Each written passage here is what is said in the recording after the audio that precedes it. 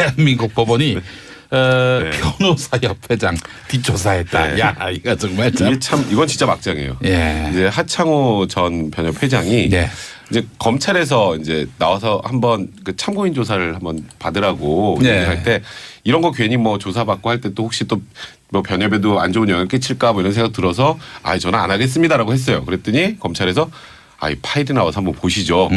그래서 가서 보고 정말 화가 머리 끝까지 나신 것 같아요. 내용을 좀 보니까 일단 파일 410개 이제 검찰에 이제 대법원이 줬잖아요. 그 중에 5개를 봤답니다. 5개를 봤는데 이제 이게 하창호 변호사 관련된 얘기였던 것 같은데 재산 뒷조사, 이제 과거 수입 내역을 모아서 국세청에 넘겨서 타격을 주자. 그리고 이것도 좀 굉장히 놀라운 건데 그리고 뭐 변호사들 이제 뭐 변론 연기하는 거 받아주지 말고 공판기일 첫 기일 할 때 예를 들어서 재판이 겹칠 수도 있고 다른 일정이 있을 수도 있잖아요. 그러면 공판기일 좀 미뤄달라고 하는 게 있거든요. 그런 것도 절대 받아들이지 말자. 그리고 이제 변호사 대회라는 게 있어요. 매년 한 번씩. 변호사 대회. 예. 그래서 이제 그러면 원래 이제 그건 관례상 대법원장이 와서 축사를 합니다. 원래 뭐 근데 가수도 부르고 그럽니까? 뭐 가수까지는 아닌데 가수는 안 부릅니다. 근데 항상 대법원장이 와서 축사를 하는데 양세 대법원장은 안 왔어요. 한 번도 안 왔고. 한 번도 안 왔어요? 네. 그리고 이거는 정치꾼으로 몰아야 된다라는 내용도 있고요. 하창호 회장을. 네. 그리고 하창호 회장이 그 뭐 과거의 수입 내역과 관련해서 뭔가 비리가 있다는 식의 기사가 2015년 6월에 한번 나온 적이 있었어요. 예. 중앙일보. 그러니까 이 기자를 이용해서 하창호 변호사 그 변협회장의 이미지에 타격을 주자 이런 내용들이 있었다는 거예요. 근데 그 이유가 뭐냐면 하창호 변호사가 상고법원에 굉장히 적극적으로 반대를 했단 말이에요. 그러니까 완벽하게 타격을 줘서 무력화시키자 이런 내용이 무슨 첩보기관도 아니고 대법원에서 일어났다는 게 좀. 이건 잠깐 여담인데 변호사협회는 왜 상고법원을 반대합니까? 그건 뭐 사람마다 좀 달라요. 그러니까 변협회장님이었던 하창호 변호사는 개인 의견입니까? 국민의 변론권을 침해하고 오히려 소송 비용도 많이 증가하는 상황이 되기 때문에 이거는 오히려 더 안 좋은 상황이니 하면 안 된다라는 입장이었고 뭐 양세 대법원장하고 그 당시 대법관들은 이제는 대법원이 너무 일도 많고 오히려 이거는 국민들이 재판을 받을 권리에 침해된다. 왜냐하면 우리가 대충 볼 수밖에 없으니까 충실히 볼 수 있는 법원을 만들자 이런 거였기 때문에 이제 그 의견을 반대하는 하창호 변호사가 뭐 좀 미울 수는 있잖아요. 미울 수는 있는데 그래도 이런 식의 치졸한 방식은 좀 문제가 큰일 날 뻔했다. 이 집요하네요. 상고법원 어떻게든 해보려고. 제가 예전에 법원행정처 모 고위 간부랑 식사를 한 적이 있어요. 뭐 이렇게 어떻게 해서 보자 뭐 이래가지고 저만 뭐 둘이 먹은 건 아니고 그분이 아마 이번에 지난번 그 블랙리스트 때부터 언론에 이름이 많이 오르냈었던 사람이에요. 근데 밥을 먹다가 상고법원 얘기를 하더라고요. 상고법원 어떻게 생각하냐. 전 그때 처음 들었어요. 관심 없었거든요. 들은 다음에 상고법원이 뭐야 그랬구나. 싫은데요? 그래서 저는 반대한. 왜 그러냐 그래서 저희 변호사들은 사건 빨리 끝나는 게 좋은데요. 하나 더 생기면 오래 걸리는데요. 아주 원초적인 답변했다는 거죠. 그게 아니라 막 상고법원이 막 이렇게 막 이렇게 뭐 좋은 막 이렇게 말씀하시더라고요. 저는 일개 변호사는 그렇지. 내가 유명한 변호사였으면 우리도 이렇게 당할 뻔한 거잖아요. 그렇죠. 진짜 저 농담삼아 하는 얘기지만 그렇지 않습니까? 상고법원이 무기의 논란인가요? 제가 한번 좀 풀이해 보겠습니다. 잘 모르는 사람으로서 법알못으로서. 그러니까 이제 통상 1심, 2심, 3심이 있는데 3심으로 가면 대법원의 대법관들이 이제 판단을 해야 되는데 대법원장 포함해서 14명이 그 엄청난 사건 뭐 1년에 4만 건인가요? 그 엄청난 사건을 다 처리를 해야 되는데 대충 본다는 거죠. 그래서 이 3심으로 갈지 말지 뭐 이런 것들을 중간에서 필터링할 수 있는 법원. 필터링이라는 표현은 제가 좀 이제 만든 말인데 땡. 필터링 아니에요. 아니 필터링을 하자는 건 이제 뭐 상고 제한 뭐 여러 가지 제도 장치를 마련하자는 거고 이거는 그러니까 3심을 2개를 만들자는 거예요. 쉽게 말하면 대법원 하나, 상고법원 하나. 그래서 대법원은 굉장히 중요한 사건들, 사회적으로 이슈가 되는 사건, 그런 이제 뭐 또 사회 변화와 관련된 사건들 위주로 하고 그러면 이제 정말 그런 사건에 대해서 심도 있는 심리를 할 수 있겠죠. 그럼 상고법원에 갔다가 생각해 보니까 이 사안이 너무 심각해.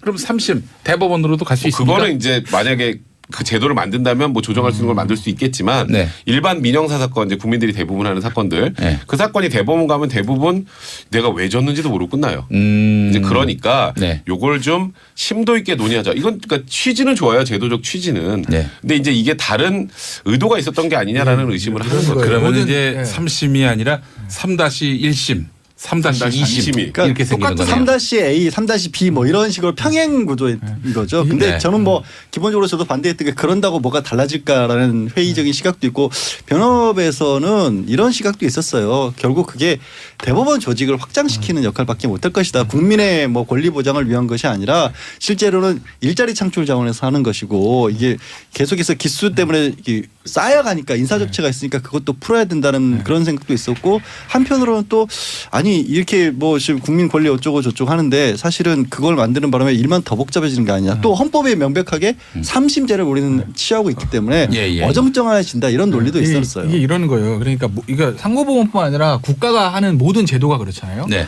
뭐 만드는 사람은 순수한 목적에서 이제 만든다고요. 제도나 정책을 긍정적인 효과를 바라보고 그거는 있는 건 맞는데 그게 과연 악용되는 걸 아니냐 또는 그 긍정적인 효과 순기능보다 역효과, 역기능이 더 큰 거 아니냐라는 게 반대 논리잖아요. 그게 전형적으로 부딪히는 거죠. 그래서 제가 지난번에 그렇게 말씀드렸잖아요.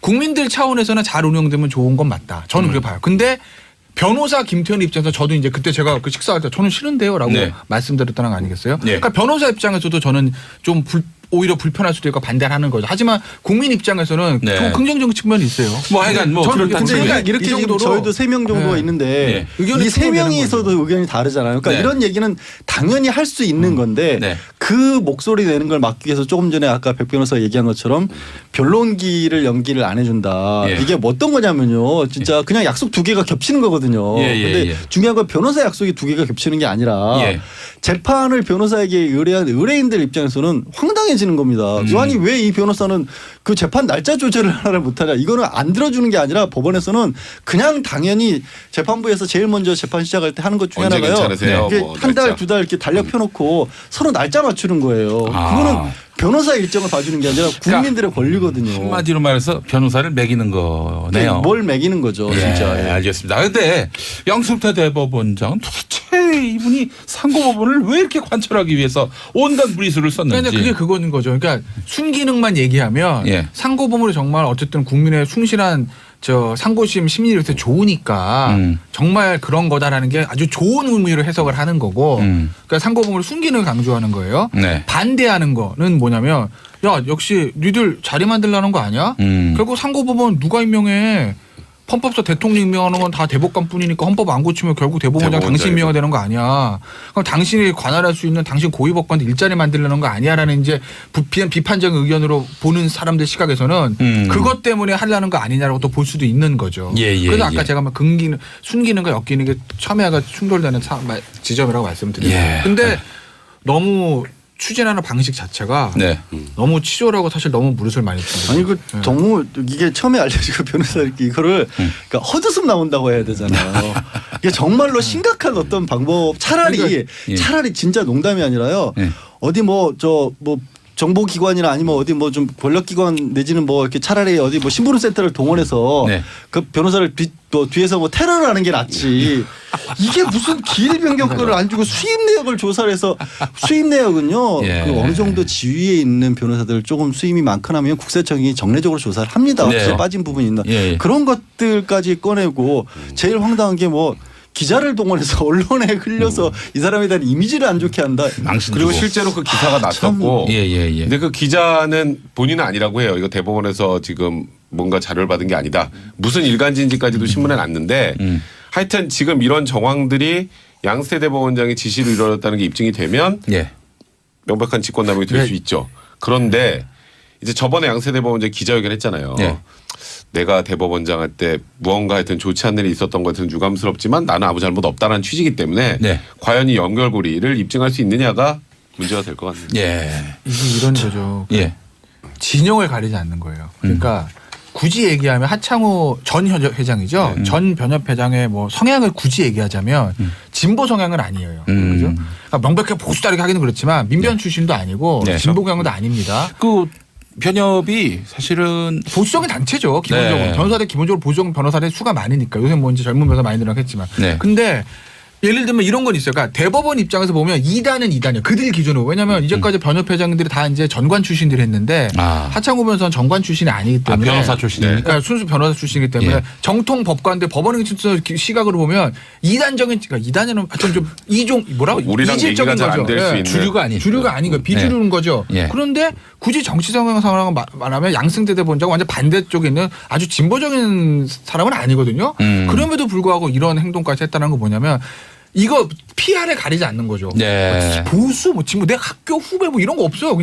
그냥 상고법원을 위해서. 반대하는 사람은 어떤 형태로든지 불이익을 줘서 이걸로 관철시켜야 되겠다는 그건데 그러니까 그러니까 이 근본적인 어떤 배경에는요 어떤 게 있냐면 우리의 생각은 절대적으로 옳다라는 사고방식이 자리 잡고 있는 거예요. 그러니까 대법원 양승태 전 대법원장 코트에서 나왔던 얘기 중에 가장 악명 높은 발언이 네.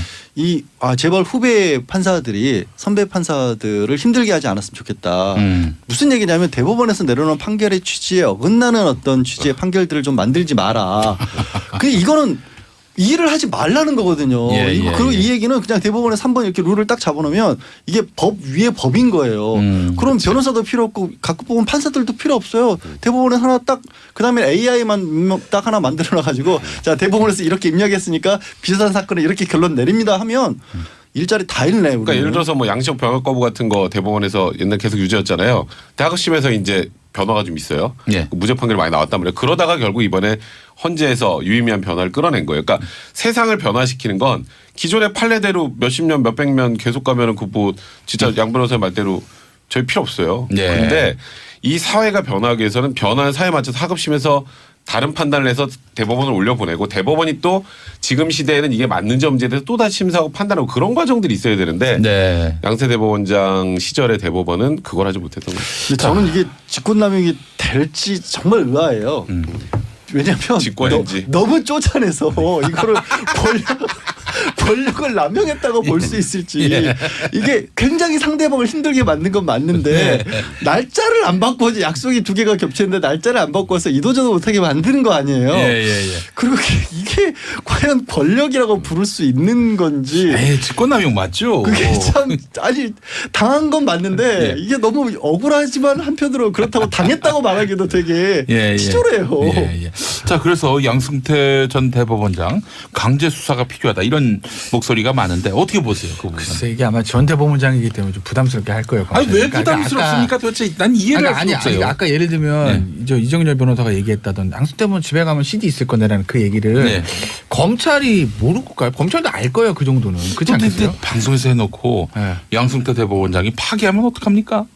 이 방송 들으시다가 이 방송 안 들어요. 걱정 안 듣습니까? 듣겠습니까? 어떻게 알아요 그걸? 듣겠어요? 버스 타고 가시다 들으실 수도 있는 거고. 버스를 타시겠어요?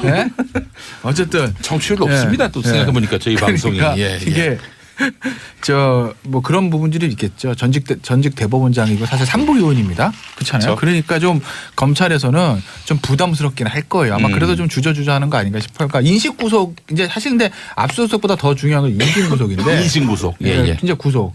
그것까지는 제가 봤을 때는 하진 않으려고 할 거예요. 압수수색도 직권남용 제가 말씀드렸잖아요. 직권남용이 되는지 안 되는지도 좀 애매하고 증거인멸도 되는지 안 되는지도 지금 애매하다는 주장도 있고 뭔가 명확하지도 않은 상황에서 영장을 어떻게 내줍니까 법원에서. 그러니까 딱 떨어지지 않는 거면 이거는 사실 현실적으로 불가능해요. 저번에 이제 뭐 저도 그렇고 김태현 변호사도 얘기했던 것처럼 지금 대법원에서 좀 아까 뭐 디가우징부터 여러 가지 얘기 나올 때 이거 대법원 당연히 영장 청구해서 영장 밟아서 들어가서 압수수색 해야 되는 거 아니야 뭐 이런 얘기 많았잖아요. 근데 결국 안 했잖아요. 그리고 결국 대법원하고 조율해서 이번에도 들어가서 이미 제출받는 형식으로 하는 거예요. 그러니까 참 쉽지 않아요. 이 대법원과 연관된 수사는.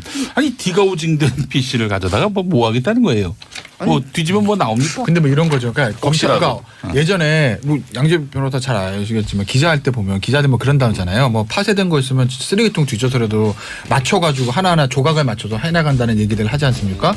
그러니까 그런 거죠. 그러니까 디가우징돼도 뭐 하나라도 남아 있으면 그래 글자 하나라도 거기서부터 하나씩 해보겠다 뭐 그런 거 아니겠어요? 예, 알겠습니다. 보장을 위한 것이 아니라 실제로는 일자리 창출 자원에서 하는 것이고 이게 계속해서 기수 때문에 쌓여가니까 인사적체가 있으니까 그것도 풀어야 된다는 그런 생각도 있었고 한편으로는 또 아니 이렇게 뭐 지금 국민 권리 어쩌고 저쩌고 하는데 사실은 그걸 만드는 바람에 일만 더 복잡해지는 게 아니냐. 또 헌법에 명백하게 삼심제를 우리는 취하고 있기 때문에 어정쩡해진다 이런 논리도 있었어요. 이게 이런 거예요. 그러니까 뭐 이거 상고법원뿐만 아니라 국가가 하는 모든 제도가 그렇잖아요. 네. 뭐 만드는 사람은 순수한 목적에서 이제 만든다고요. 제도나 정책을 긍정적인 효과를 바라보고 그거는 있는 건 맞는데 그게 과연 악용되는 건 아니냐 또는 그 긍정적인 효과 순기능보다 역효과, 역기능이 더 큰 거 아니냐라는 게 반대 논리잖아요. 그게 전형적으로 부딪히는 거죠. 그래서 제가 지난번에 그렇게 말씀드렸잖아요.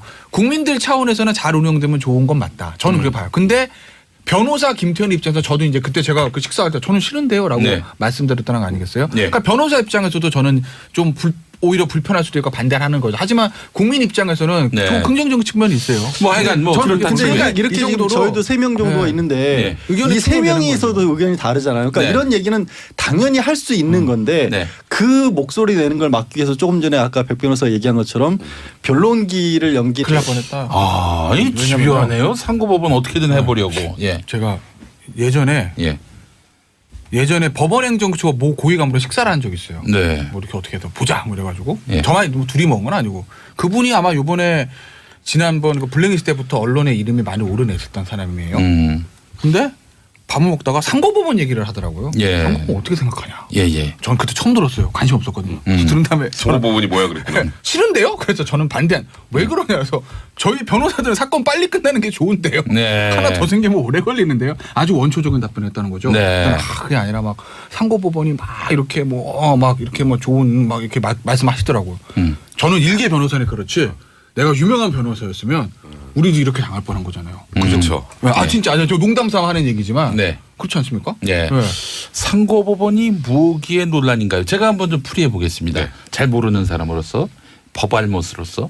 그러니까 이제 통상 1심, 2심, 3심이 있는데 3심으로 가면 대법원의 대법관들이 이제 판단을 해야 되는데 대법원장 포함해서 14명이 그 엄청난 사건 뭐 1년에 4만 건인가요? 그 엄청난 사건을 다 처리를 해야 되는데 대충대충 본다는 거죠. 그래서 이 3심으로 대한민국 법원이 변호사협회장 뒷조사했다. 야, 이거 정말 참. 이건 진짜 막장이에요. 이제 하창호 전 변협회장이 이제 검찰에서 이제 나와서 한번 그 참고인 조사를 한번 받으라고 얘기할 때 이런 거 괜히 뭐 조사받고 할 때 또 혹시 또 뭐 변협에도 안 좋은 영향 끼칠까 뭐 이런 생각 들어서 저는 안 하겠습니다라고 했어요. 그랬더니 검찰에서 이 파일이 나와서 한번 보시죠. 그래서 가서 보고 정말 화가 머리 끝까지 나신 것 같아요. 내용을 좀 보니까 일단 파일 410개 이제 검찰에 이제 대법원이 줬잖아요. 그 중에 5개를 봤답니다. 5개를 봤는데 이제 이게 하창호 변호사 관련된 얘기였던 것 같은데 재산 뒷조사, 이제 과거 수입 내역을 모아서 국세청에 넘겨서 타격을 주자. 그리고 이것도 좀 굉장히 놀라운 건데 그리고 뭐 변호사들 이제 뭐 변론 연기하는 거 받아주지 말고 공판기일 첫 기일 할 때 예를 들어서 재판이 겹칠 수도 있고 다른 일정이 있을 수도 있잖아요. 그러면 공판기일 좀 미뤄달라고 하는 게 있거든요.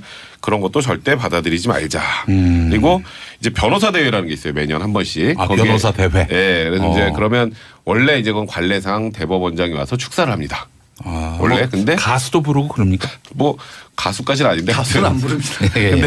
근데 항상 대법원장이 와서 축사를 하는데 양세 대법원장은 안 왔어요. 한 번도 안 하고. 갈지 말지. 뭐 이런 것들을 중간에서 필터링할 수 있는 법원. 뭐 필터링이라는 표현은 제가 좀 이제 만든 말인데. 땡. 필터링 아니에요. 아닙니다. 필터링을 하자는 건 이제 뭐 상고 제한 뭐 여러 가지 제도 장치를 마련하자는 거고. 이거는 그러니까 3심을 2개를 만들자는 거 쉽게 말하면 대법원 하나, 상고법원 하나. 그래서 대법원은 굉장히 중요한 사건들, 사회적으로 이슈가 되는 사건, 그런 이제 뭐 또 사회 변화와 관련된 사건들 위주로 하고 그러면 이제 정말 그런 사건에 대해서 심도 있는 심리를 할 수 있겠죠. 그럼 상고법원에 갔다가 생각해 보니까 이 사안이 너무 심각해. 그럼 3심 대법원으로도 갈 수 있습니다. 그거는 이제 만약에 그 제도를 만든다면 뭐 조정할 수 있는 걸 만들 수 있겠지만 일반 민형사 사건 이제 국민들이 대부분 하는 사건들 그 사건이 대법원 가면 대부분 내가 왜 졌는지도 모르고 끝나요. 이제 그러니까 요걸 좀 심도 있게 논의하자. 이건 그러니까 취지는 좋아요. 제도적 취지는. 근데 이제 이게 다른 의도가 있었던 게 아니냐라는 의심을 하는 거예요. 그러면 이제 3심이 아니라 3-1심 3-20 그러니까 이렇게 생기는 거네요. 3-A, 3-B 뭐 이런 식으로 평행 구조인 거죠. 근데 네. 저는 뭐 기본적으로 저도 반대했던 게 그런다고 뭐가 달라질까라는 회의적인 시각도 있고 변협에서는 이런 시각도 있었어요. 결국 그게 대법원 조직을 확장시키는 역할밖에 못할 것이다. 국민의 뭐 권리 받고 한 번도 안 왔어요. 네 그리고 이거는 정치꾼으로 몰아야 된다라는 내용도 있고요. 아 하창우 회장을. 네 그리고 하창호 회장이 그 뭐 과거의 수입 내역과 관련해서 뭔가 비리가 있다는 식의 기사가 2015년 6월에 한번 나온 적이 나왔어요. 있었어요. 예, 예. 중앙일보. 그러니까 이 기자를 이용해서 하창호 변호사 그 변협 회장의 이미지에 타격을 주자 이런 내용들이 있었다는 거예요. 근데 그 이유가 뭐냐면 예. 하창호 변호사가 상고법원에 굉장히 적극적으로 반대를 했단 말이에요. 그러니까 완벽하게 타격을 줘서 무력화시키자 이런 내용이 무슨 첩보기관도 아니고 대법원에서 일어났다는 게 좀. 이건 잠깐 여담인데 변호사협회는 왜 상고법원을 반대합니까? 그건 뭐 사람마다 좀 달라요. 그 변협 회장님이었던 하창호 변호사는 개인 의견입니까? 국민의 변론권을 침해하고 오히려 소송 비용도 많이 증가하는 상황이 되기 때문에 네. 이거는 오히려 더 안 좋은 상황이니 하면 안 된다라는 입장이었고 뭐 양세 대법원장하고 그 당시 대법관들은 이제는 대법원이 너무 일도 많고 오히려 이거는 국민들이 재판을 받을 권리에 침해된다. 왜냐하면 우리가 대충 볼 수밖에 없으니까 네. 그래서 충실히 볼 수 있는 법원을 만들자 이런 거였기 때문에 예. 이제 그 의견을 반대하는 하창호 변호사가 뭐 좀 미울 수는 있잖아요. 예, 미울 예, 수는 예. 있는데 그래도 이런 식의 치졸한 방식은 좀 문제가